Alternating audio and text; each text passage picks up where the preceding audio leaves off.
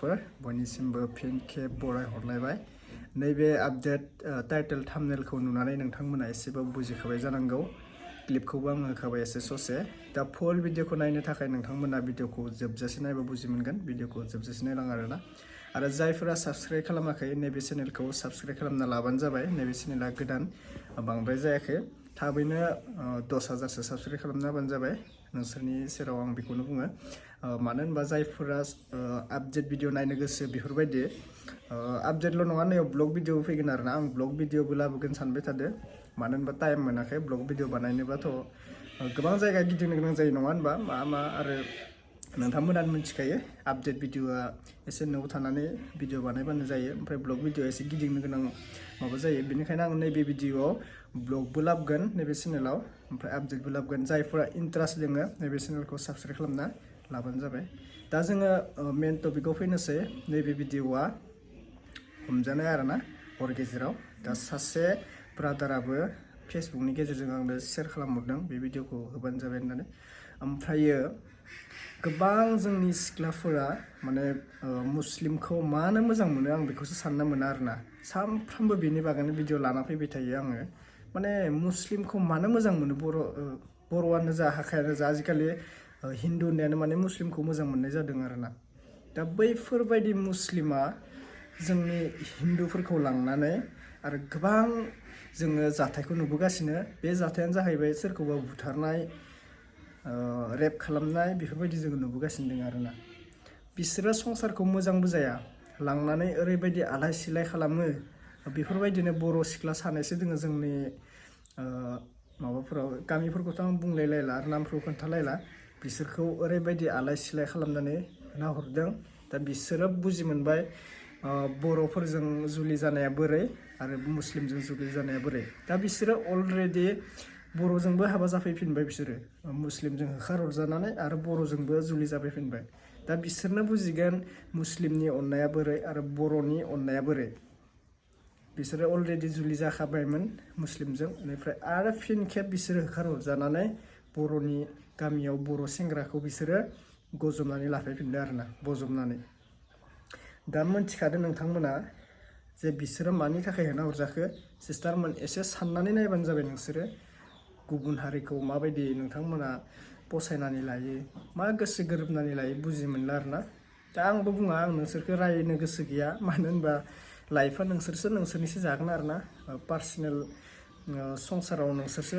मा खालामना जायो मायो आंथ' बुंनांगौ जेबो खोथा गैया मानो होनबा आङो नोंथांमोनखौ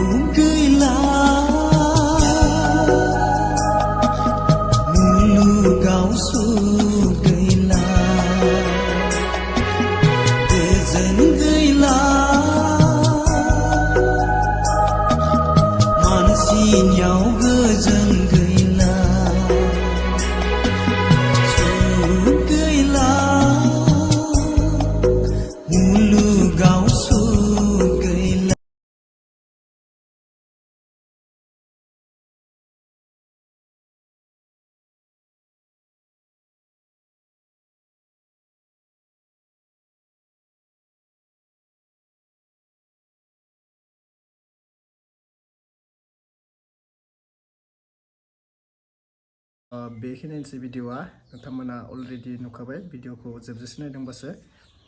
आरो सरि लोगोफोर आङो मोखांखौ देखायनाय जायासै माने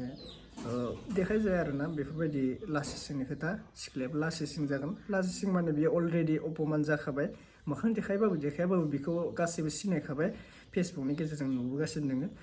अब्लाबो आङो एसे सेफटिनि थाखाय बेखौ मोखां देखायदो आरो गामिखौ आं बुंनाय जाया दे लोगोफोर सरि आङो सानफ्रोमबो भिडिअ गामिखौ खोन्थाया आरो बे सिख्लानि मुंखौ मा बेसेबां फरायो मा खालामो फेमिलि खैजोन दोङो बेफोरखौ आङो बुंनो थाङा मानो होनबा